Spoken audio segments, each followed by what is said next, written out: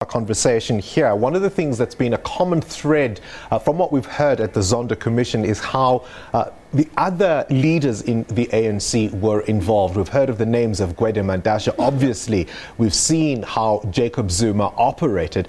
Gigaba may be gone here, but it's going to be very difficult for the ANC to pull itself out of what is being said at the Zondo Commission. It's a terrible tragedy for the ANC, and I think for me what's been highlighted in the Zondo Commission is really the question of the distinction between the party and the state. And I think when you listen to Barbara Hogan's testimony yesterday, the ANC still struggles with really that distinction of saying that once we are in political power and we're in government, are we then insulated from interference when it comes to Lutuli House? So even yesterday when she was talking about the deployment committee and its role, the deployment committee is a structure that was created by the ANC to simply say, if we are in government and our policies are what people have voted for, we should put people in position who are going to implement those policies. But here's the conundrum. And it's a struggle. Here's the conundrum. Who was heading that deployment committee just not too long ago? It isn't a conundrum. It was a guy called Cyril Ramaphosa, of course. And the thing about the ANC is that, unfortunately, a lot of us, particularly in the media space, have taken to this position of pretending that Cyril Ramaphosa is not part of the ANC for the past 5, 10 or even 20 years. He was integral to what the ANC did out there. And of course, even in instances where a former minister like Barbara Hogan then comes out and says, look,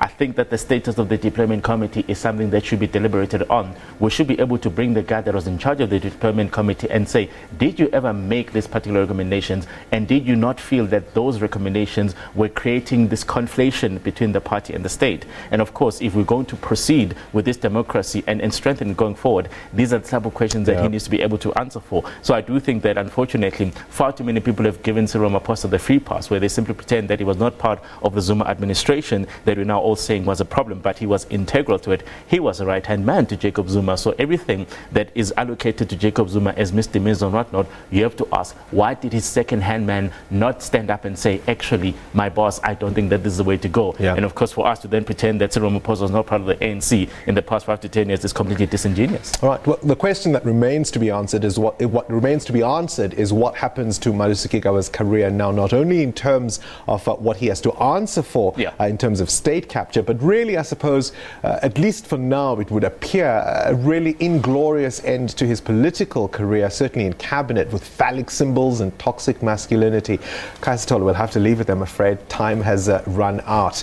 There was, of course, analyst Khaya Sithole on the resignation of Home Affairs Minister Malusi Gigaba. It's been the breaking story, really, of the last 2.5 hours. He has taken matters into his own hands.